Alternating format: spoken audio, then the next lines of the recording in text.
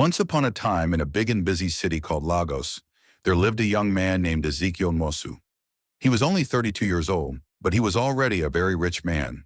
He owned many buildings, many companies, and many beautiful houses. People in the city knew his name very well. When people talked about smart homes, big estates, or tall buildings, they always talked about Ezekiel. They called him the young builder because he was good at making new places for people to live and work. But even though Ezekiel was a billionaire, he felt very lonely most of the time. People liked him because of his money, not because of his heart. Many women wanted to be close to him, but they only cared about his cars, his big house, or his nice clothes. No one talked to him like a normal person. No one asked him if he was happy. No one asked him what he wanted for himself. This made Ezekiel sad inside, even though he always looked strong outside. After many years of feeling this way, Ezekiel decided to try something new. He wanted to find a real friend. He wanted to meet someone who would care about him even if he did not have money. So he made a secret plan. Ezekiel had just finished building a new estate called Emerald Grove Estate. It was a very beautiful place. There were shiny street lights, tall green trees, soft grass that felt nice under the feet, and lovely houses with smooth white walls. The road inside the estate looked clean like in a picture book. At night, the lights glowed softly, making the place look like a small magic town. Many people wanted to live there because it looked safe, new, and peaceful. But Ezekiel did not want to visit the estate as a big man or as the owner. He did not want the people there to bow to him or try to impress him. He did not want the workers to run around because the owner had arrived. Instead, he wanted to see the true hearts of people. He wanted to watch how they behaved when they thought no one important was looking. So Ezekiel chose to do something very surprising. He decided to pretend to be a night shift security guard in his own estate. He told only two people, his closest assistant, Mr. Ikena, and the manager of security who he trusted. They helped him create a new name, Zik. When people saw him in the estate, they were not supposed to call him Ezekiel. They were supposed to call him Zik, the new guard. Ezekiel removed his nice clothes and wore a simple security uniform. He wore a dark blue shirt, black trousers, and a plain cap. He also put on old shoes so he would look like a normal worker. When he looked at himself in the mirror, even he laughed. He did not look like a billionaire at all. He looked like a simple man who was just trying to do his job. This made him happy because now he could talk to anyone and they would not think he was rich. They would just think he was a kind, quiet guard. When nighttime came, Ezekiel, now called Zik, walked into Emerald Grove Estate for his first shift. The air felt cool and calm. The sky was dark, but the lights in the estate made everything bright enough to see. Some children were still playing outside. Some mothers were walking back from small shops. Some fathers were talking near the gates. Some cars drove in and out. The whole place felt alive and busy. As Zik walked to the gatehouse, he saw how the other guards worked. Some were checking cars. Some were looking at their phones. Some were asking people for their access cards. Some guards looked happy. Some looked tired. But no one knew that the new guard walking quietly beside them was actually their boss.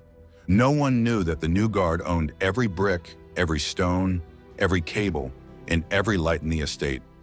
When Zik began to work, he stood near the main gate for a long time, watching people pass. Many people did not look at him at all. Some walked past him like he was invisible. Some tenants spoke to him quickly and sharply without saying please or thank you. This did not make Zik angry. It only made him more curious. He wanted to see who would treat him with kindness even when they thought he was only a simple guard with little money. As the hours passed, the estate became more quiet. The streetlights shone softly like stars on the ground. The night breeze felt cool on Zik's face. While standing at his post, he watched people returning home after work. Some looked tired. Some looked happy. Some walked fast because they were late. Then something happened that made Zik stop and look more closely. He saw a young woman walking slowly toward the gate. She was holding two heavy bags. Her shoulders looked tired. She wore a simple dress and flat shoes that looked old. Her hair was tied back neatly. She looked like someone who had worked all day without rest. Zik could see that the bags were too heavy for her because her arms were shaking a little. When she got closer to the gate, The lights shined on her face. She had a soft, calm face. Her eyes looked kind, but tired. Zeke could tell she was a gentle person. When she reached the gate, she smiled at him. Not a big smile, but a kind one. Most people passed without smiling at the guards. But this young woman looked right at him and said, "Good evening, sir." Zeke was surprised. A tenant calling a guard sir? That did not happen often. Zeke felt warm inside. He smiled back and said, "Good evening, Ma." She stood for a moment and adjusted her heavy bags. Then she said, "Please, can you help me open the small gate? My hands are full." Her voice was soft and polite. Zeke quickly walked to the small side gate and opened it for her. She walked through slowly because she did not want her bags to fall. When she reached the safe side, she turned and said, "Thank you so much. God bless you." Zeke nodded, still surprised. Most people just passed without even looking at him. But this woman spoke gently, smiled gently, and even said, "God bless you." It touched his heart in a way he did not expect. He watched her walk down the quiet estate road until she reached the row of small one-room apartments at the back of the estate. She opened her door and went inside. Zeke stood there and wondered who she was. He had seen many people that night, but no one had spoken to him with that kind of kindness. Her face, her voice, her soft smile, they stayed in his mind. Later, when he asked one of the guards about her, he learned that her name was Amara. She lived with her young brother, and she worked very hard every day. She returned late almost every night because she had more than one job. Zeke felt something stir in his chest. It felt like curiosity, respect, and something warm he could not fully name. He liked how she talked to him. He liked how she treated him like a human being, not like a tool standing at the gate. As the night continued, Zeke kept working, but his mind sometimes drifted back to Amara. He wondered how she carried those heavy bags every day. He wondered what kind of work she did. He wondered why someone with such a gentle smile looked so tired all the time. He wondered how she still had the strength to say kind words, even when her day must have been very hard. A few hours later, when the estate got quieter and the other guards sat down to rest, Zeke stood still and looked at the sky. He felt strange. For many years, he had talked to many people, rich people, important people, famous people, but none of them made him feel the way this simple young woman made him feel. She made him feel seen. She made him feel respected. She made him feel human. As Zeke stood there thinking, he felt certain of one thing. Coming to the estate as a security guard was a good idea. If he had walked into the estate as Ezekiel the billionaire, Amara would not have looked at him that way. She would not have smiled at him like that. She would not have spoken to him kindly but calmly, without fear. She would have tried to impress him, or maybe she would have been too scared to talk at all. But tonight, she talked to him the same way she would talk to any other guard, and that was what he wanted most, to meet someone who saw him as a human being first. As the night grew darker, Zeke felt peaceful. He continued his work, checking the gates, watching the roads, and walking the quiet paths. His steps felt light, his heart felt lighter. He did not know what the next nights would bring. He did not know what stories, troubles, or surprises were waiting. But he knew that this was only the beginning. Tonight, he met a young woman who treated him with true kindness. Tonight, he began to watch the estate not as a billionaire, but as a simple guard named Zeke. And tonight, without knowing it, he took the first small step into a journey that would change everything in his life. Zeke kept working through the night. He walked slowly along the quiet paths, looked at the small houses, and listened to the wind in the trees. He felt warm inside when he thought about the kind woman who had smiled at him. He could not stop thinking about her. He did not know her very well yet, but her smile stayed in his head like a tiny song. The next morning, the sun came up and the estate became busy again. Cars came and went. People talked and laughed. Zeke finished his night shift and went home to rest. He thought about the day he would come back at night. He wanted to see Amara again. He wanted to learn her name and where she lived. He wanted to meet the small brother he had heard about. At home, Zeke changed out of his simple uniform and put on clean clothes. He still felt like a guard in his heart, but he had to be careful. He could not tell anyone that he was actually the owner. Only Mr. Ikenna and the trusted manager knew his secret. So he kept his mind quiet and went about his day. He had meetings, he signed papers, and he smiled at important people who praised the estate. But when the long day ended, he put on the guard uniform again and went back to Emerald Grove. That night, Zeke walked to the back of the estate where the small one-room houses stood. He wanted to find the young woman who had been so kind. The estate felt different in the dark. The tall houses looked like quiet giants. The small houses looked like tiny boxes with small lights inside. Zeke walked gently so he would not wake anyone. He knew where Amara lived because one of the guards had told him after he asked. He stood a little far from her door and watched. A small boy came out of one of the houses. He had a bright face and big eyes. He ran to a small water tap and splashed water on his face. When he saw Zeke, he waved and smiled. Zeke waved back. The little boy looked happy when he saw the guard. He waved again and ran back inside. Zeke heard a woman call, "Chidi, come wash your hands." The voice was gentle but busy. It sounded like a mother who wants her child to be clean before supper. Zeke smiled softly. He knew the boy's name now, Chidi. He remembered that the guard had told him that Amara lived with her younger brother. Seeing the little boy playing made Zeke feel warm in his chest. Amara opened her door and stepped outside quietly. She wore the same simple dress from the night before. Her hair was neat. She carried a small tray with plates of food. She was not dressed for a party. She was dressed for work. Her face showed that she had been on her feet all day. Yet when she saw Zeke, she smiled like she had remembered him. "Good evening, sir," she said softly. Zeke smiled back and said, "Good evening, Ma." He felt shy in a new way because he wanted to talk to her, but he also wanted to be careful. He listened to her speak to the little boy in a gentle tone. "Chidi, let's eat now," she said. The boy ran to the table and sat down. Amara put the plates on the small table and gave him one. Chidi looked at his sister with big love. He started to eat quickly because he was hungry. Zeke watched them with care. He noticed how Amara served the food to Chidi first. She made sure the little boy had enough. She took a small piece for herself and ate slowly so Chidi could take the bigger pieces. Zeke felt something strong in his chest. He thought, "This woman is kind. She loves her brother very much." He could see that she worked hard to make sure her brother was okay. He wanted to know more about her life. Later that night, when the estate was quiet, Zeke sat near the gate and watched for all the lights. He thought about Amara and Chidi. He wanted to help them somehow. He wanted to make their lives easier. But he remembered why he could not show his money. If he helped them as the billionaire, they might change how they acted.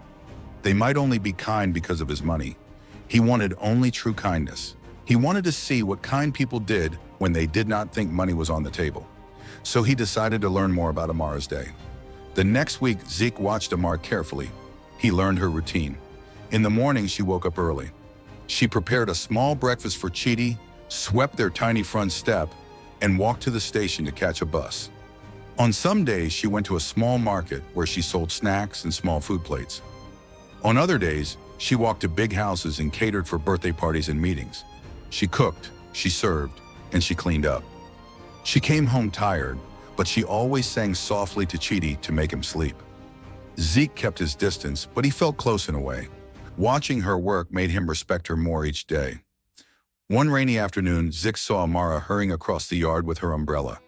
She had many small boxes tied to her waist. The rain was strong, the mud made her shoes heavy, but she walked like a brave soldier. She slipped once but did not fall. Zeke watched from under his cap as she kept her balance. He felt small, like a child who wanted to help. He wanted to run to her and carry the boxes, but he did not.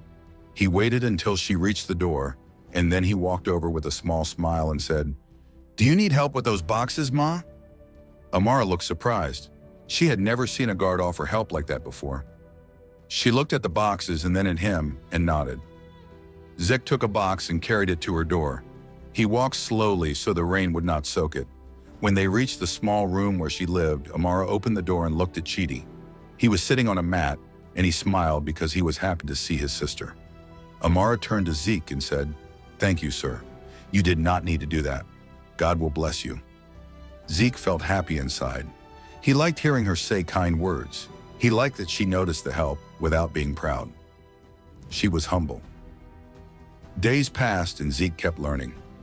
One evening, a neighbor came by and whispered to Amara that he saw a man from the estate office giving them a letter about late fees. Amara's face grew sad. Zeke heard her ask softly, "How much do we owe?" The neighbor did not know. Amara pressed her hands together and looked at the floor. Zeke felt a prick in his heart. He could not hear everything, but he understood that she worried about money for her small house. He remembered that she worked very hard. He wanted to do something, but he still could not show his money. That night, Zeke thought and thought. He kept walking until his feet hurt. He sat on a small bench and looked at the stars. He wondered how much the owner of the estate could do to help people like Amara. He thought about small things like fixing a broken tap or giving a little extra food to the small houses. He thought about bigger things like paying school fees for children who could not afford them. He wanted to make a big change, but he also wanted to be sure it was the right thing to do. One afternoon, Chidi came running outside and shouted, "Sister! Sister!" He had a paper in his hand. His smile looked like sunshine. Amara ran to him and kneeled to see the paper. Her face changed slowly from worry to joy. She hugged Chidi and said, "You got an award? Did you get a prize?" Chidi nodded and showed the paper. It was a school letter telling them that Chidi had done very well in his class. He had a prize for good behavior and learning. Amara cried softly and pressed the paper to her heart. She whispered, "Thank you, God." Zeke watched from a distance and felt his chest swell with pride like she felt. He felt very happy that Chidi had done well. He watched Amara count the small coins in her hand and plan how to use them for Chidi's school supplies. He saw how she smiled even when the coins were small.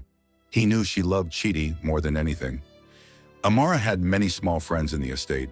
She knew nearly everyone there. She cleaned for some people, cooked for others, and sometimes she helped mamas in the market. People liked her because she was not proud. She laughed easily and she shared small things like extra soup or a smile. When someone felt sad, Amara would sit with them and listen. People liked her because she was real. One day, the head of security, Mr. Kola, watched Zeke from far away. Kola did not like the new guard. He watched Zeke smile too much and talk to tenants kindly. Kola thought a guard should be strong and strict. He did not like it when people were friendly with guards. He also liked being the one everyone feared. Kola wanted to keep all the respect for himself. When he saw Zeke help Amara, Kola felt angry inside. He walked over and said in a loud voice, "Zeke, why are you wasting time talking to tenants? Get back to your post." Zeke looked up and smiled politely. "Yes, sir," he said softly, and then he walked back to his gate.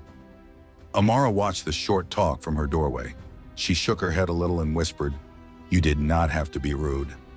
Zeke looked at her and winked so she would not worry. He made sure the boy was safe and then returned to his post. As days became weeks, Zeke and Amara began to speak more. They talked about small things. Amara told him how she liked to make jollof rice because it made people smile. She told him how Chidi liked to draw pictures of tall trees and big birds. Zeke told her small stories about the estate when he pretended to be a guard, about the birds that lived in the trees and the pretty flowers that grew by the road. He told her how he liked the quiet nights when the stars looked like diamonds. Amara laughed at his stories and she told him to stop being silly. They both felt safe when they spoke. The talks were small and soft, but they warmed their hearts like warm soup on a cold night. One evening, as the rain tapped on the roof, Amara said, "I have 2 jobs, sir. I work at a small shop in the morning, and I cater at big houses in the afternoon. It is hard, but I do it for Chidi." Zeke listened carefully. He felt his chest tighten because he could see the hard work in her eyes. He wanted to help, but he also wanted to keep watching. He wanted to know her heart. Zeke knew something else too. He knew that many people in the estate would not treat Amara kindly because she lived in a small house. He had seen people look away or speak with small voices when they saw her cleaning. But Amara did not seem to notice the looks. She lifted her head and walked with pride, even when her pockets were empty. Zeke admired her pride. He thought she was beautiful because she was strong. Till one night a small problem came. The estate sent a notice that some houses needed repairs and fees. The manager said they would help, but there would be a small payment to keep things running. Many small houses could not pay. Amara worried because she knew her small coins would not be enough. She sat on her tiny step and counted the few coins she had. She pressed her face into her hands and cried a little. Chidi came out and asked, "Sister, what is wrong?" She smiled at him and said, "It is okay, baby. We will find a way." Zeke heard them and felt a pain like a pinch. He wanted to help. He wanted to fix the hole in their roof and pay the fee so they could sleep well. But he stopped himself and thought, "No, I must wait. I must know her heart." Zeke kept his promise to himself. He watched and he waited. He did small things like leave a basket of rice in a little place near her door one morning without her knowing. He fixed a broken tap at the back with the help of a quiet worker so that she would have water. He did these things with a quiet hand so no one would know. He did not do them to show off. He did them because his heart told him to help. Amara noticed the rice in the fixed tap and she prayed quietly, "Thank you, God, for this help." She never knew who did it, but she thanked God and shared the food with Chidi and a neighbor. Zeke watched her pray and share, and his heart felt full. He loved the way she did not care about where help came from. She accepted help with gratitude and gave what she had to others. Zeke felt smaller and kinder inside. He knew he must keep watching. He knew this was only the start of a long story that would be full of hard days and soft nights. He wanted to walk each step slowly so he would not break the trust he felt growing like a small plant in his heart. One new week began in Emerald Grove Estate, and Zeke kept doing his night shift like always. He walked around the quiet roads, checked the gates, and smiled softly at tenants who came home late. He also looked forward to seeing Amara and Chidi because just seeing their faces made his heart feel warm. Amara never walked past him without greeting him kindly. Chidi always waved with two hands. These small things made Zeke feel happy in a simple way he had not felt in many years. But not everyone liked Zeke. There was one man who watched him every day with angry eyes. That man was the head of security, Mr. Kola. Mr. Kola was a tall man with a big belly and a loud voice. He liked shouting at guards even when they did nothing wrong. He liked when people were afraid of him. He liked when tenants shook their heads and whispered, "Be careful, Kola is angry today." He enjoyed the power he had. He liked feeling important. But when Zeke came, things began to change. Tenants started greeting Zeke with smiles. Children waved at him. Even some mothers asked him to help carry water or open the gate. Zeke's gentle nature made people feel safe. People liked him. And this made Mr. Kola very jealous. Kola wanted everyone to like him instead. He did not like that a new guard was getting attention. He did not like that tenants trusted Zeke more than him. He did not like that some guards whispered, "Zeke is kind," because he wanted to be the one they talked about. Soon, Kola started looking for ways to make Zeke's work hard. One night, when Zeke came early for his shift, Kola stood in front of him with his hands on his hips. "You," he shouted, "go and sweep the whole front gate. The floor is dirty." The floor was not dirty at all. Only a few dry leaves were there. But Zeke did not argue. He simply picked the broom and swept. Kola watched him with a smile that was not friendly. He liked watching Zeke work like that. When Zeke finished, Kola shouted again, "You missed a spot! Sweep again!" Zeke bent down and swept again. He did not complain. He did not look angry. He only said, "Yes, sir," in his calm voice. Other guards watched and felt sorry for him, but Zeke did not want trouble, so he just kept working. Another night, Kola sent Zeke to stand at the far back of the estate where the light was dim and no one ever passed. "Go there and stand for 3 hours, Kola said with a cold smile. "Do not move." Zeke walked to the back quietly. He stood under the weak lamp while mosquitoes buzzed around. It was not a nice place. It was lonely and dark. But Zeke did not complain. He stayed there because he knew that arguing would bring more trouble. The other guards whispered among themselves. "Why does Kola hate Zeke so much?" one asked. "Maybe he is scared Zeke will take his position," another one. "But Zeke is so calm. He doesn't act like someone who wants to be boss." "Maybe that's why Kola is scared," the first guard answered. While Kola kept giving Zeke difficult tasks, Amara noticed everything. She always passed by with her food trays or with Chidi's school books in her hand, and she saw how Kola shouted at Zeke for no reason. She watched Zeke sweep, clean, run errands, and stand in the dark corner of the estate. She also noticed that Zeke never shouted back. He never looked angry. He never insulted Kola. He just did the work quietly. This made Amara feel sad and angry at the same time. She did not like when someone used power to hurt others. One evening, Amara was returning home from her catering job. She had a tired smile on her face as she walked through the estate gate. She saw Kola yelling at Zeke again. This time, Kola was shouting so loudly that even children peeped from windows. "Why are you so slow?" Kola shouted.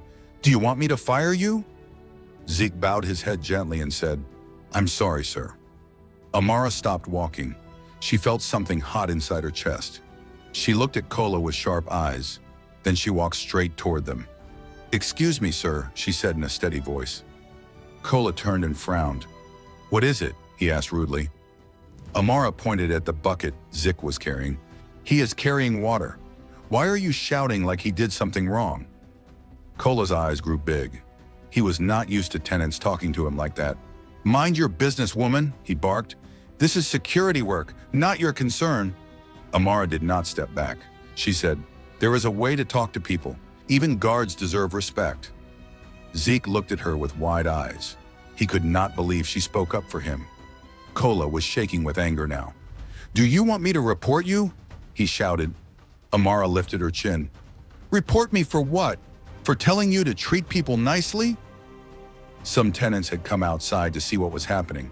They were whispering, "Ah, Amara is bold. She is brave to stand up to Kola. Kola is angry now." Kola turned and glared at Zeke. "You are making tenants disrespect me," he shouted. "You! Go and wash all the security boots." Zeke opened his mouth to speak, but before he could say anything, Amara said loudly, "This is not fair." Kola turned so fast his cap almost fell off. "I said mind your business," he shouted again. Amara stood tall and did not move. She did not look scared. Zeke felt his heart beating fast. He was worried Amara would get punished or shouted at again. He did not want trouble for her. So he said softly, "Ma, it's okay. I will do it." Amara looked at him with sad eyes. "But he keeps treating you badly." Zeke smiled gently and said, "It is fine. Thank you." Amara sighed and stepped back, but her eyes stayed on Kola. She did not like him anymore. Kola turned and walked away with angry steps. Zeke carried the boots to the washing area. His hands felt tired, but his heart felt full. No one had ever stood up for him like that. Amara's courage made him feel warm inside. When he finished washing the boots, he went to his gate post. The night felt different. The stars looked brighter. Even the soft breeze felt nicer. A few minutes later, Amara walked toward him again. She was holding a small food container. "Here," she said gently, "I brought you some food. You have been working since afternoon. You must be hungry." Zeke looked at the container but shook his head gently. "I don't want to trouble you," he said. "You already work so hard." Amara smiled a little. "It is not trouble," she said. "You helped me many times. You always greet me kindly. This is just rice and beans. You can eat and feel better." Zeke slowly took the container. "Thank you, Ma," he said. "God bless you." Amara nodded. "You are welcome." Then she walked back to her house. Zeke stood still for a few seconds before opening the food. The smell of warm rice and beans rose gently. It reminded him of his childhood when his mother used to cook simple food that tasted like love. Zeke sat down carefully and ate slowly. Each bite felt nice and calm. He felt like someone cared about him, not because of money, but because he was a person. Later that night, one of the guards, Musa, walked to Zeke and whispered, "Be careful of Kola. He is planning something. He does not like you." Zeke looked at Musa and smiled. "Thank you. I will be careful." Musa was right. Kola was planning something. He sat in the guard office alone that night with his hands folded over his stomach. His face was tight with anger. "He thinks he is special," Kola muttered. "He thinks he can shine more than me. I will show him who is boss." The next day, Kola gave Zeke the hardest jobs again. He made Zeke walk the whole estate 3 times under the hot sun. He made him clean the dusty road with a small brush. He made him stand in the middle of the estate and direct cars even when no cars were coming. The other guards whispered, This is too much. But Zeke never complained. He looked tired, but he kept doing his job. Amara watched from her house. Every time she saw Kola shout at Zeke, she bit her lip. She wanted to say something again, but she did not want to cause trouble for Zeke. That night, when Zeke took a small break near the gate, Amara walked to him slowly. "Are you okay?" she asked. Zeke smiled softly. "Yes, Ma, I am fine." "Kola is being too hard on you," she said. "I don't like it." Zeke looked at her, and his eyes felt warm. "Thank you," he said. "You are very kind." Amara lowered her eyes. "I just don't like when people treat others badly." Zeke nodded. "I know. I see your heart." Amara looked surprised by his words. Then she smiled and said, "Good night, sir." "Good night, Ma," Zeke replied. She walked home and Zeke watched her go. He felt something grow inside him, something soft and gentle. It was the beginning of a special feeling. And even though Kola tried hard to make his life difficult, that small feeling made Zeke's heart strong. Kola did not know that his anger was doing the opposite of what he wanted. Instead of breaking Zeke, he was pushing Zeke closer to the one person whose kindness mattered the most, Amara. And Zeke, without ever saying it aloud, felt sure that something big was coming soon, something that would change everything for the three of them. The days in Emerald Grove Estate passed slowly, and each day brought new feelings for Zeke. He still worked hard every night, checking the gate, walking the quiet roads, and helping where he could. But something inside him had changed. He no longer just watched the estate as a guard. Now he watched Amara too. He watched how she walked fast when she was late, how she wiped her forehead when she was tired, how she smiled at children even when she looked exhausted, and how she always put Chidi first before herself. Every little thing she did made Zeke feel something warm inside his chest. It was a new feeling, light and soft, like a small candle glowing secretly. But Zeke knew he had to be careful. He was still pretending to be a simple guard, and he did not want to break the purpose of his plan. He still wanted to see who Amara truly was, not how she would act toward a rich man. He still wanted to understand her heart. One quiet night, when the moon was bright and the wind was gentle, Zeke moved through the estate slowly. The night smelled like wet grass and cool air. Most houses were dark because families were sleeping. Streetlights shone like tiny suns, making soft yellow circles on the ground. Everything looked peaceful. As Zeke walked past the small houses at the back, he heard a soft sound. It was like someone crying. At first he thought it was a child, but when he listened carefully, he realized the voice was older, gentle but sad. He followed the sound until he found Amara sitting behind Block C.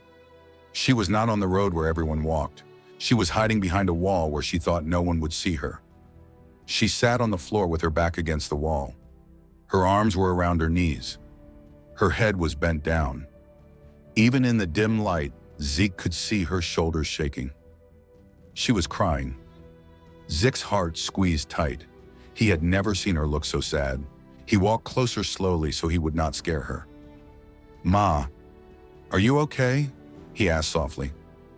Amara lifted her head quickly and wiped her face with the back of her hand. She tried to smile, but the smile was weak. Her eyes were wet. "Oh, Zeke," she said in a shaky voice. "I didn't know anyone was here." Zeke knelt down gently so he could be at her level. "I heard you crying," he said. "What happened?" Amara looked away. She did not like worrying other people. She always tried to look strong, but tonight she was too tired to pretend. She sighed deeply and said, "My brother Chidi was sent home from school again today." "Hey." Zeke felt a sharp pain in his chest. "Why?" he asked quietly. Amara looked down at her hands. "School fees," she said. "I could not finish paying. I tried so hard. I worked extra hours. I cooked at 2 events this week, but it was still not enough." Her voice broke. "I don't want Chidi to suffer because of me." Zeke felt his throat tighten. He wanted to tell her right there, "I can pay everything. I can help you. You will never worry again." But he swallowed those words. He could not reveal who he truly was. Not yet. Not like this. Instead, he said gently, "You are trying your best, Ma. You work very hard." Amara shook her head and covered her face. "Sometimes I feel like my best is still not enough," she whispered. "Chidi is so smart. He loves school. He wants to learn. But I can't give him everything he needs." Zeke reached out slowly and touched her hand. His touch was soft and careful, as if he was touching something very precious. "You are doing more than enough," he said. "You take care of him. You work day and night. You carry him on your back even when your own legs are tired. You are a good sister." Amara looked at him with watery eyes. "Thank you," she said, her voice very small. The night felt still around them. The only sounds were the soft rustle of leaves and the distant hoot of a nightbird. Zik sat beside her, close enough to comfort her, but not too close to make her uncomfortable. For a moment, they said nothing. They just sat there, breathing quietly. After a while, Amara wiped her cheeks again. "I'm sorry," she said. "You should not see me crying like this. You work hard too. You have your own problems." Zik shook his head gently. "It is okay to cry, Ma," he said. "Everyone cries sometimes." Amara sighed deeply. "I just wish life was easier," she whispered. "Sometimes I wonder if I will ever have a day where everything is okay. Just one day without worry." Zeke felt the heaviness of her words. He wanted to take her pain away. He wanted to take all her problems and throw them far, far away. But he stayed calm. He stayed gentle. "You will," he said quietly. "I believe you will have many days like that." Amara looked at him again. Her eyes softened. "You always say kind things," she said. "Why?" Zeke smiled slowly. "Because it is the truth," he said. For the first time that night, Amara let out a small laugh. It was tiny, but it was real. "You are a strange guard," she said. Zik raised his eyebrows playfully. "Strange?" She wiped her face and nodded. "Yes, most guards don't talk like you. Most guards don't listen like you. Most guards don't care this much." Zeke felt a warm blush rise in his cheeks. "I just want to help," he said softly. "I don't like seeing you sad." Amara looked at her hands again. "I didn't want anyone to see me tonight," she said. "But maybe it's good that someone did." Zeke watched her carefully. He did not speak. He waited for her to continue. Amara took a deep breath. "I am scared," she admitted. "I am scared that one day I will not be able to care for Chidi anymore. I am scared that something bad will happen. I am scared of failing." She shook her head slowly. "But I can't show him that. I have to be strong for him." Zeke nodded slowly. "Being strong does not mean you cannot cry," he said. "Even strong people cry." Amara looked at him for a long moment. Then she leaned her head gently against the wall behind her. Zeke stayed beside her without saying anything else. He just stayed. He knew she needed someone near her. After a long, quiet pause, Amara said softly, "Thank you for staying with me." "Always," Zeke said without thinking. Amara blinked. Zeke quickly corrected himself. "I mean, it's no problem, Ma." Amara smiled just a little. She wiped the last tear from her cheek and whispered, "You have a good heart." Zeke swallowed hard. Her words felt like sunlight warming his chest. "You do too, Ma," he said. "A very good one." They sat in silence again, but this time the silence felt warm, not sad. The air around them felt softer, like the night was wrapping them in a calm blanket. After some time, Amara slowly stood up. "I should go now," she said. "Chidi will wake up soon and look for me." Zeke stood up too. "Do you want me to walk with you?" he asked. Amara shook her head gently. "No, it's okay. Thank you." She gave him one more small smile, then walked slowly toward her house. Zeke watched her as she walked through the soft light. She looked tired, but lighter, as if the sadness had lifted just a little. When she reached her door, she turned and looked at him. Their eyes met across the quiet road. She lifted her hand and waved gently. Zeke waved back. Then she went inside. Zeke stayed in the same spot for a long time, staring at the wall where she had cried. He felt a storm of feelings inside him. sadness for her pain, admiration for her strength, and something deep and warm that he was afraid to name. He whispered to himself, "She is stronger than she knows." That night, as Zik walked back to his post, he felt a new truth growing inside him like a seed. He cared about Amara, not a small care, not just guard to tenant care. Something bigger, stronger, deeper, something that scared him a little, because he knew that the more he cared, the harder it would be to hide his true identity. He knew that if this feeling grew too big, he might not be able to stay only as Zik the guard. But he also knew something else. He could not stop caring. He did not want to stop caring. Not now, not after seeing her cry, not after hearing her fears, not after seeing her smile again because of him. So he made a quiet promise to himself that night. A small promise that only the stars heard. "I will protect her," he whispered, "in any way I can." And as he stood under the moonlight, the soft wind blowing around him, Zeke understood something. This night had changed everything. This night had brought him closer to Amara than any other night before. And deep inside him, something bright and gentle had begun to grow, like a spark in the midnight quiet. After the quiet night when Amara cried behind Block C and Zeke comforted her, the estate felt different for him. Every time he walked past her small house, he felt warm inside. Every time she waved from her doorstep or smiled gently when she saw him, his heart jumped a little. He still did his work as a guard, but now he watched over Amara and Chidi even more carefully. He wanted them to be safe. He wanted their nights to be calm. But calm nights did not last long in Emerald Grove Estate.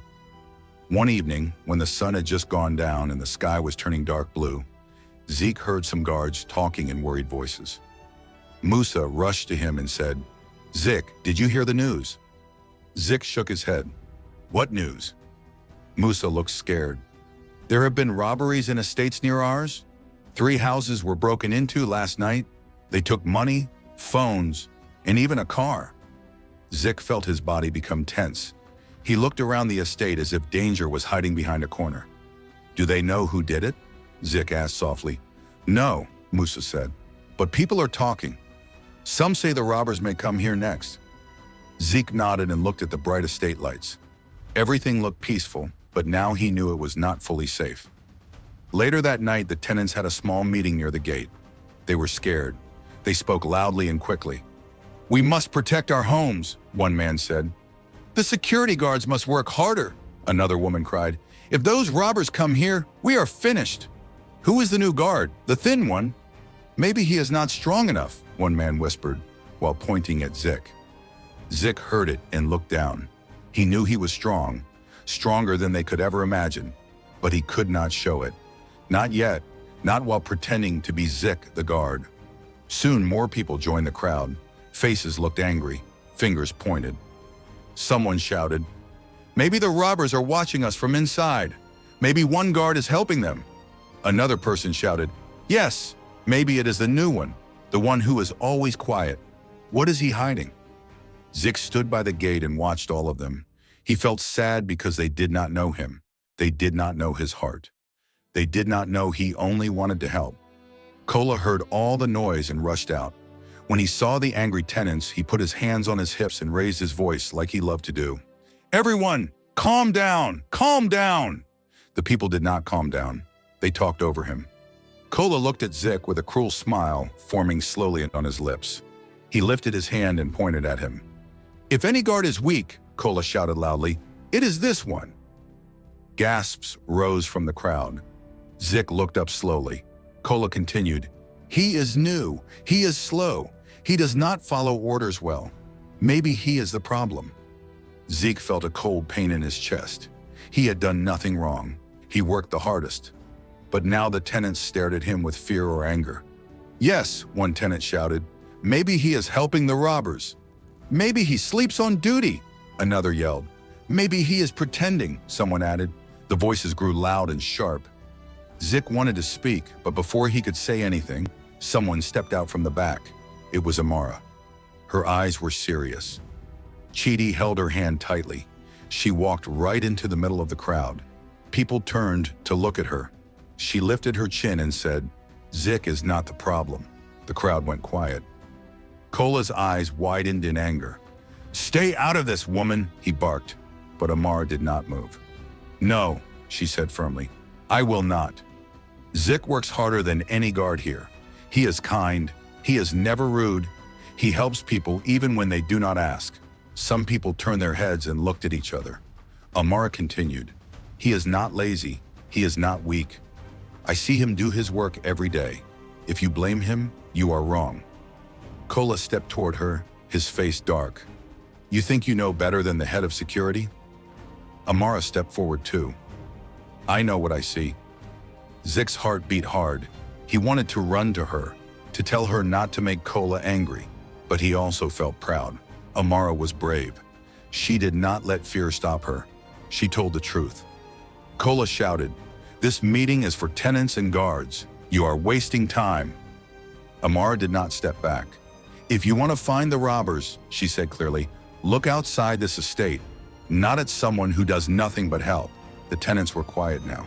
Some nodded, some whispered, "That is true. He does help." Others said, "Kola just doesn't like him." Kola saw that the crowd was listening to her, not him, and it made his face red. He turned to Zik and shouted, "I will deal with you later." Then he stormed away angrily. Zik looked at Amara. She looked back at him and gave a tiny smile. "You don't deserve all this," she said softly. Zik felt warmth fill his chest. "Thank you," he said quietly. "I needed that." Amara nodded and held Chidi's hand again. "Be careful," she whispered. "People are scared. They say things they do not mean."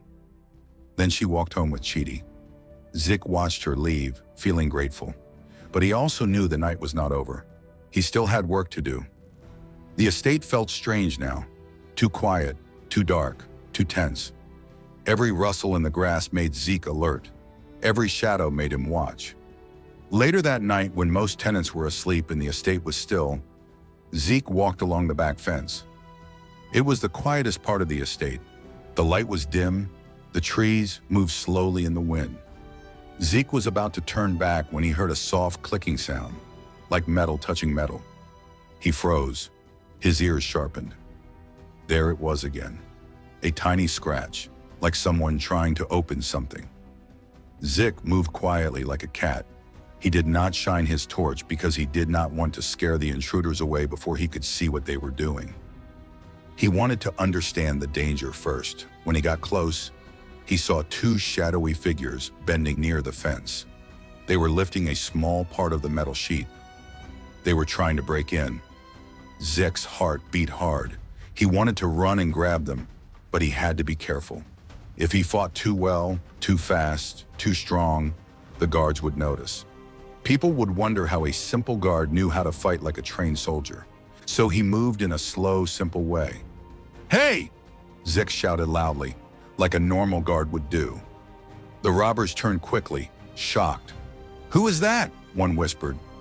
Zek lifted his torchlight now and shone it directly at them. "Leave this place!" he shouted. "I have called other guards." This was a lie, but the men did not know that. They grabbed their tools and ran. Zik chased them, but not too fast. He kept his steps heavy and loud so it looked real. The robbers jumped over the back fence and disappeared into the bushes behind the estate. Zeke stopped at the fence, breathing hard on purpose. So if anyone saw him, they would think he was just a normal man, trying his best. After catching his breath, he checked the fence again. The metal was bent, but not open. He pushed it back gently so the estate would be safe for the rest of the night. When he walked back toward the guardhouse, Musa rushed to him. "Zik, what happened? We heard noise." Zik pointed at the back. "Two men tried to break in," he said calmly, "but they ran away when I shouted." Musa's eyes grew wide. "You scared them off?" Zik nodded. "Yes." Some other guards came running. "What? He stopped robbers? Alone? Is he sure?" Musa touched Zik's shoulder. "You saved the estate." Zik looked away shyly. "I just did my job." Soon the news spread through the estate like wind. Tenants woke up and came outside. Some checked their doors twice. Some walked around asking questions. When they heard that Zeke had scared off the robbers, their eyes softened. Maybe he is good, someone said. He did help us tonight, another agreed. Maybe we judged him too fast, a woman added.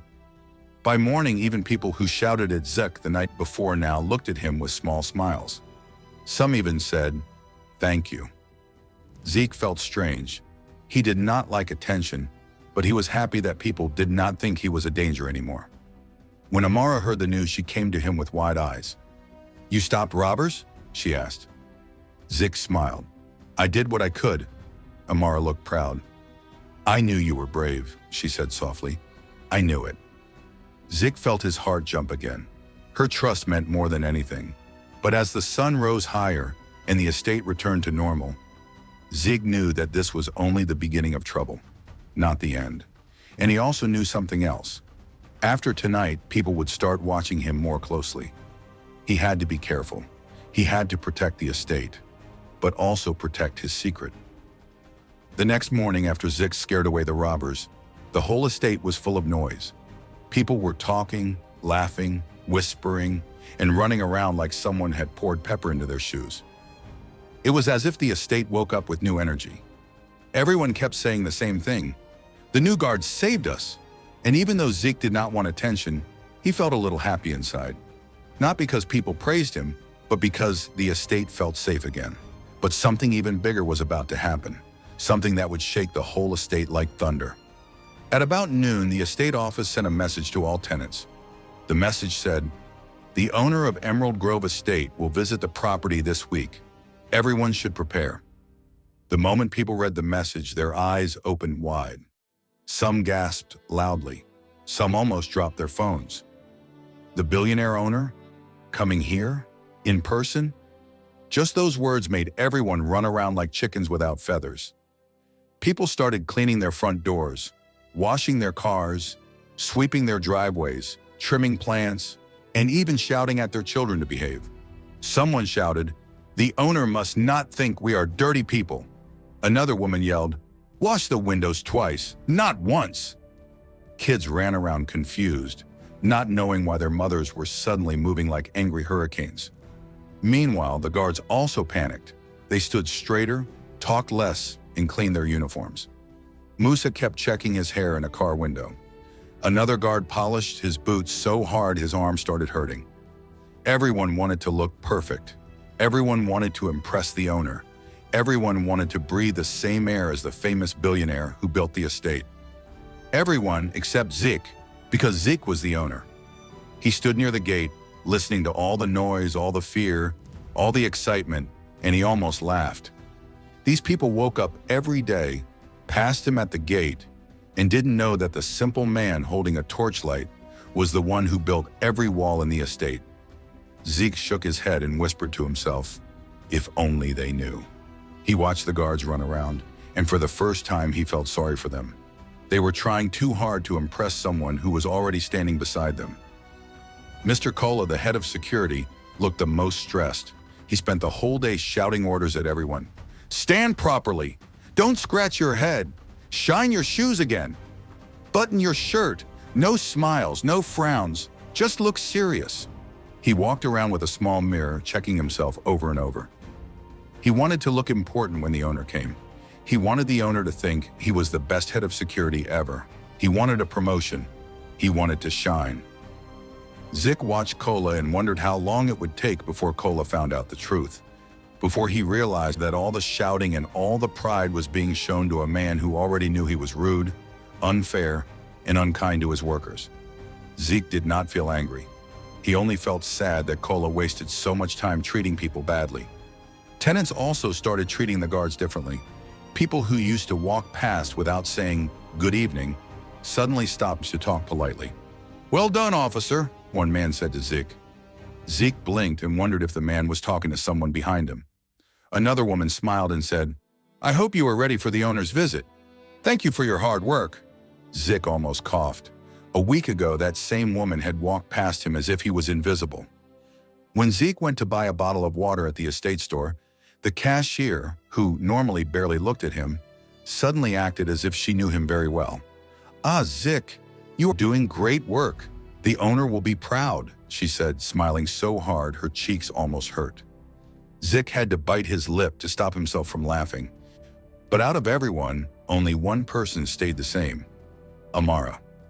When she saw Zik that evening, she greeted him the same way she always did. "Good evening, Zik," she said with her soft smile. She did not act scared or noisy or extra polite. She did not pretend. She did not change her voice or her face. She simply smiled like she always did. Chidi waved at Zik with both hands as usual and ran around in circles. Amara did not act like someone trying to impress a big visitor. She acted like herself. Zik loved that. While everyone else was jumping, sweeping, shouting, and pretending, Amara remained calm. She did not even talk too much about the owner. She only said, "I hope the guards will not get too stressed. They already work hard." When Zik heard her say that, something soft melted inside him. She did not care about rich people. She cared about tired guards. She cared about normal people. She cared about kindness. Zik wanted to smile forever. Later that night, when Zik started his shift, he found Amara waiting near her door. She had a small plate in her hand. "I made extra food tonight," she said. "Would you like some?" She did not talk differently just because the owner was coming.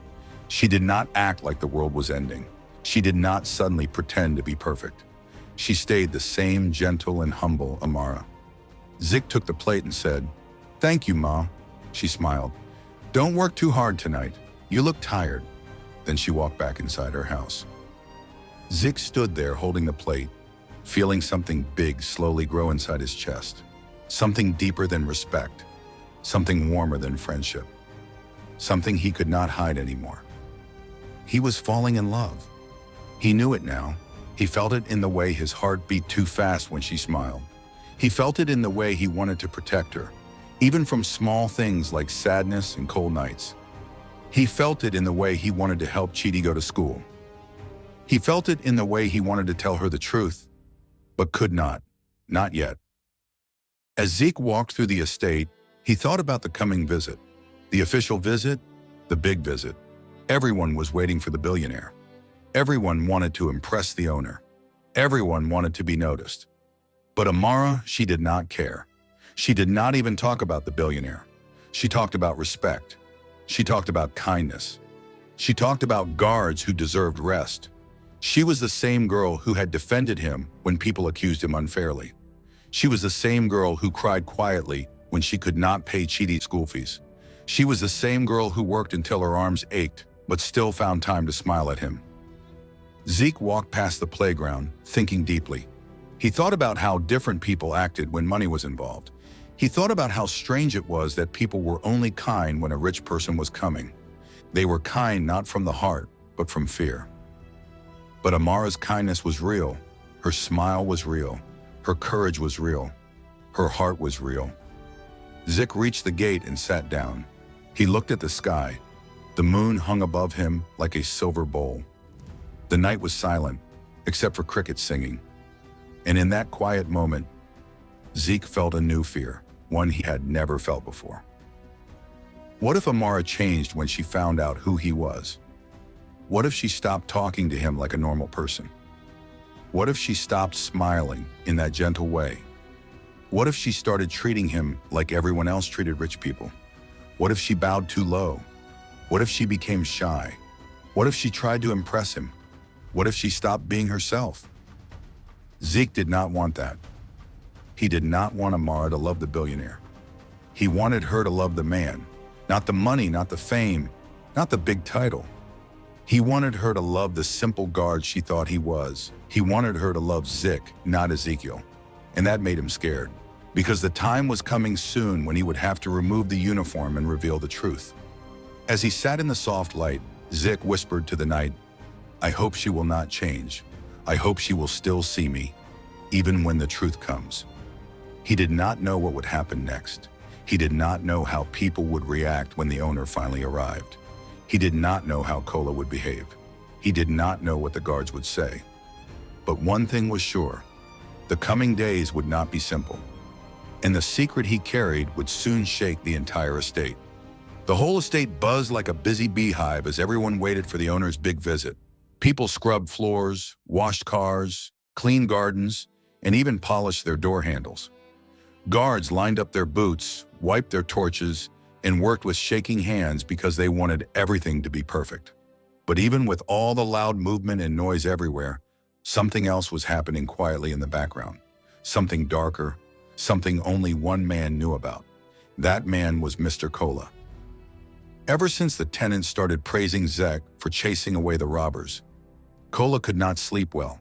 Whenever he closed his eyes, he imagined Zeke wearing his uniform, standing in his place, giving orders and becoming the new head of security. The thought made Kola's stomach twist like a rope. He hated it. He hated Zeke. He hated how people smiled at Zeke. He hated how even the guards whispered, "Zeke is brave." And he hated most of all that Amara had stood up for Zeke in front of everyone. Every time he remembered that moment, his body burned with anger. "This Zeke, he is hiding something," Kola whispered to himself one night. "I must find out what it is." So Kola began to watch Zeke closely. He watched how Zeke walked, how he spoke, how he smiled, and how he reacted when people talked to him. Kola started following him secretly at night. He checked every paper Zeke filled. He checked his name on the staff list again and again. He even opened old files in the office. But something was strange. The more Kola searched, the less he found. There was no old record of Zeke, no address, no past job, no family details, no fingerprints in the system, nothing. It was like Zeke appeared out of the air, like a ghost, like someone hiding a very big secret. Kola's eyes grew wide each time he searched. "Who are you, Zeke?" he whispered to himself. "Why is there no record of you? Why can't I find anything?" He started thinking of dangerous things. Maybe he is a criminal. Maybe he escaped from somewhere. Maybe he is spying. Maybe he is pretending to be a guard to do something bad. Kola felt excitement rise inside him. If he could prove that Zeke was a bad man, then the owner would trust him more than anyone. He would be praised. He would look like a hero. So he kept digging. One afternoon when the sun was hot and most tenants were inside, Kola called all the guards for a meeting. He stood in front of the guardhouse with his chest out and his voice loud. "I have something important to say," he shouted. The guards gathered quickly. Their faces looked confused. Even Musa looked nervous. Zeke walked in slowly, wondering why Kola was shouting again. When he arrived, Kola pointed at him sharply. "You," he barked. "Stand in the middle." Zeke swallowed quietly and moved to the center of the group. He did not feel fear. He only felt confused. The guards whispered among themselves. "What is happening? Why is Kola angry again? Maybe he wants to punish Zeke." Kola lifted a stack of papers and shook them in the air. "I have checked everywhere," he announced loudly. "Every file, every office record, every name list. And do you know what I found about this man?" He pointed at Zeke again with his long finger. "Nothing!" Everyone gasped. Musa's eyes opened wide.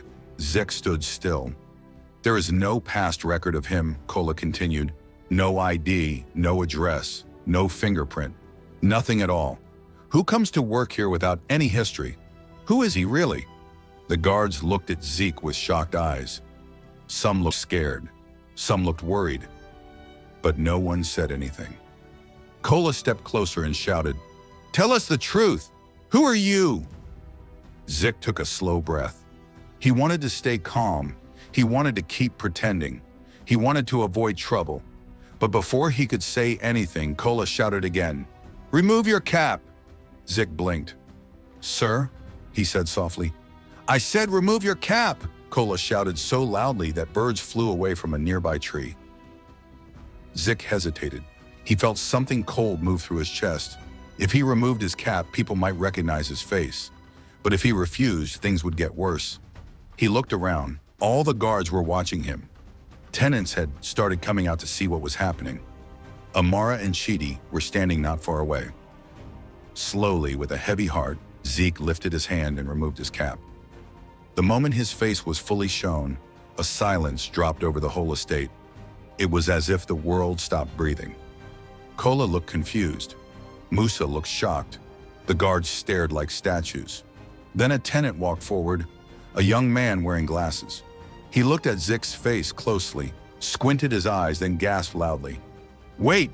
Wait! I know this man!" Everyone turned to the man with glasses. The man pointed at Zik and shouted, "I have seen him before, in a magazine, in a Forbes magazine." Another gasp shot through the crowd. Someone whispered, "Forbes? As in Rich People magazine?" The man nodded fast. "Yes, this man. This Zik, he is Ezekiel Nosu, the billionaire, the young builder, the owner of this estate." People screamed. Some dropped the things in their hands. Some covered their mouths. Some stepped back. Some stared with wide eyes that refused to blink. Kola's mouth fell open. He looked like someone had slapped him with a hot pan. His hands started shaking. No, it cannot be. This is a joke. This cannot be true." But everyone now knew the truth. Zik was not a simple guard. Zik was Ezekiel Nosu, the billionaire owner of Emerald Grove Estate. He had been standing among them the whole time, sweeping floors, carrying buckets, working night shifts, being shouted at, being insulted, and he never said a word. The estate exploded with noise. Everyone talked at once. A billionaire? He was here all along? Why was he pretending? Is this a test? Oh my goodness! I spoke to a billionaire and I didn't know. Some tenants started acting shy, looking at the ground. Others felt embarrassed that they had been rude to him. Some wanted to run and hide. Some wanted to bow down. The guards did not know whether to salute or apologize. But out of everyone, Amara stood the most still. She did not move. She did not speak. She did not blink. Her eyes were wide. Chidi held her hand tightly, but even he looked confused. Amara looked at Zik's face, Ezekiel's face now, and she slowly stepped backward.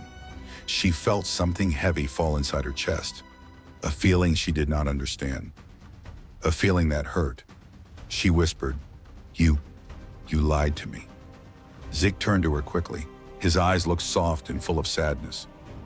"Amara, please." But she shook her head, her heart breaking in a way she did not expect. She had trusted him. She had spoken to him like a friend. She had cried in front of him. She stood up for him. She gave him food, kindness, and her heart without knowing it. And he had never told her the truth. She felt small. She felt tricked. She felt foolish. The world around her grew loud, voices shouting, people talking, cameras recording.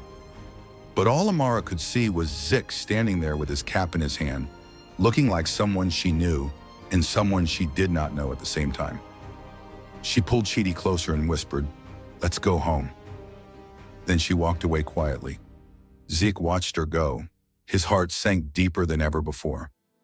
His secret was finally out, and it had broken the one heart he wanted to protect the most. The estate did not sleep that night. No one rested, no one stayed quiet. News of what happened spread faster than fire touching dry grass. Everyone talked, whispered, shouted, or gasped. The story jumped from house to house, door to door, phone to phone. People could not believe what they had seen with their own eyes. The new guard is the owner. He is the billionaire. He worked with us like a normal man. He swept the ground. He carried buckets. He chased robbers. Some tenants paced up and down in their living rooms, holding their heads. Some kept checking their windows to make sure they had really seen him. Some cleaned their houses even more, as if he might return any second. Little children ran around shouting, "The guard is a rich man! The guard is a rich man!" Old women sat outside and shook their heads, saying, "Ah, the world is full of surprises." Even the birds in the trees seemed to be talking about it as they flapped their wings and chirped loudly. But while the whole estate buzzed with shock, excitement, and fear, there was one person who did not join the noise: Amara. She stayed in her small house with Chidi. She did not open her door. She did not talk to anyone. She only sat on her small stool, staring at nothing, feeling a storm inside her heart. Chidi sat close to her, confused. "Sister," he said softly, "are you okay?" Amara tried to smile, but the smile was weak. "I'm fine," she whispered. But she was not fine. Not even a little. She kept remembering all the times she spoke to Zeke, all the moments she trusted him, all the nights she shared her worries, all the days she let her heart feel safe with him. And now she knew he was not Zeke. He was Ezekiel, a billionaire, a man who had lived in a world far from hers. She felt embarrassed. She felt tricked. She felt hurt. She felt small. She wondered why he had lied.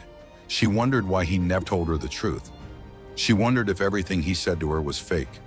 While Amara stayed in her house, the guards at the gate were facing their own trouble. Early in the morning, the estate officials called an emergency meeting. They stood in a circle, all looking worried. Ezekiel, now known again by his true name, stood quietly to one side. But he did not look at the guards. He did not look at the officials. He only looked at the path leading to Amara's house. He waited for the meeting to finish. He did not care about anyone else. Kola was the first to enter the meeting hall. His face looked pale. His hands were shaking. He kept wiping sweat from his forehead, even though the air was cool. He tried to smile at the officials, but his smile looked like it was drawn with chalk, weak and fake. The estate manager stood up and cleared his throat loudly. "Mr. Kola," he said, "we have something important to tell you." Kola nodded quickly, trying to look calm. Yes, sir. Yes, sir. Anything you say, sir." The manager looked at him with cold eyes. "You insulted the owner. You embarrassed the owner. You shouted at him, punished him, and tried to fire him. You did all this without knowing who he was." Kola swallowed. I did not know." "Exactly," the manager said sharply. "You did not know. You did not check. You did not show respect. You did not lead your team well." Kola's lips trembled. He opened his mouth to speak, but the manager lifted his hand. "Enough," he said firmly. "You are fired." Kola's legs almost gave up. His mouth opened like a fish out of water. Fired?" "Yes," the manager said. "Pack your things and leave the premises immediately." Some guards turned their heads away. Some guards watched silently. Musa covered his mouth with surprise. Kola tried to speak again, but no words came. He looked at Ezekiel for mercy, but Ezekiel did not even glance at him. Ezekiel was not thinking about Kola. He was thinking about Amara. So Kola slowly picked up his bag and walked away. His head hung low. The same tenants who once feared him now watched him leave with no pity. It was finished for him. After the meeting, all the guards quickly lined up to apologize to Ezekiel, but Ezekiel only nodded and walked past them. Their words did not matter to him now. Their fear did not matter. The only thing he cared about was Amara. So he went straight to the back of the estate where her small house stood. When he reached her door, he paused. His heart beat fast. He had faced big businessmen. He had spoken to presidents. He had stood in front of huge crowds. But nothing ever scared him like knocking on Amara's door. He lifted his hand slowly, then stopped.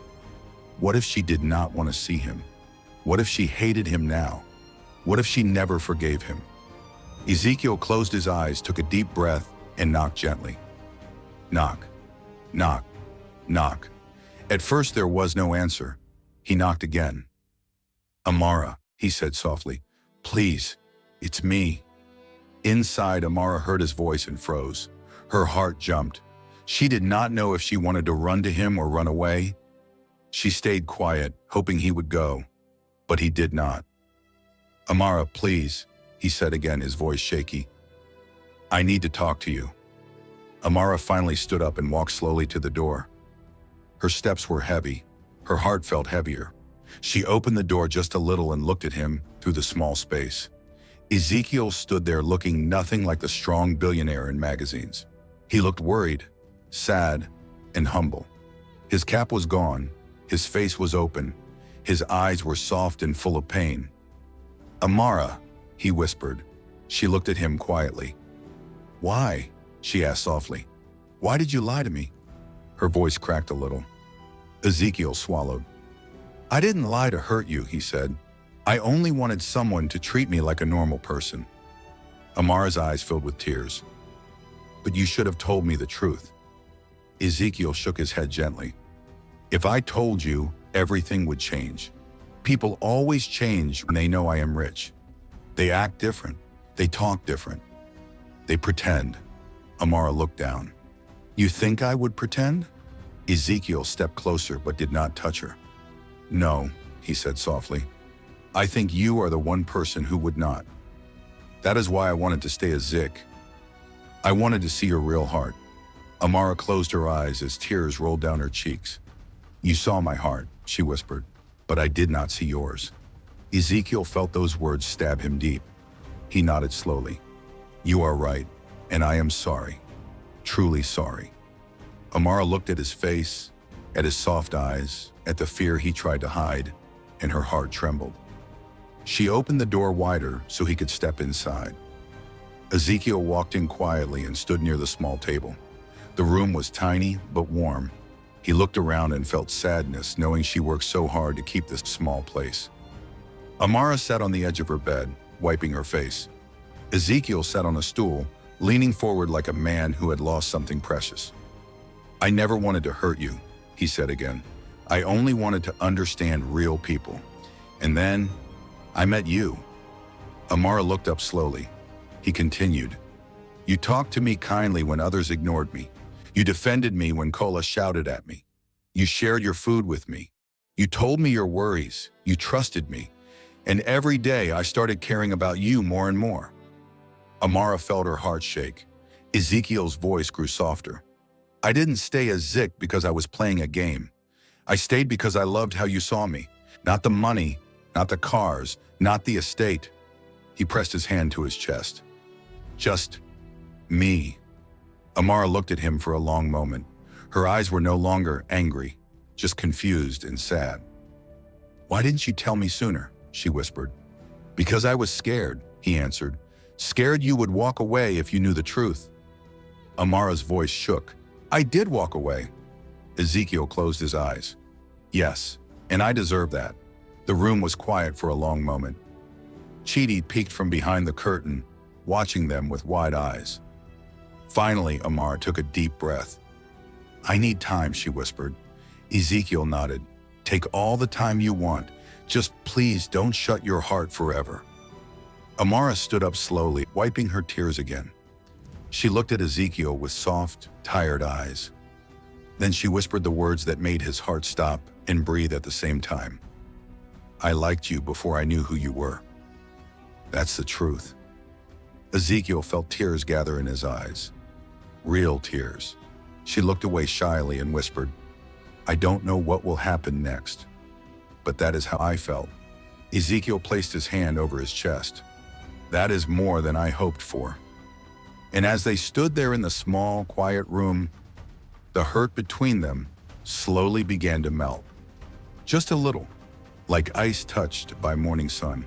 Their story was not finished, but the truth had finally been spoken, and it was the beginning of something new.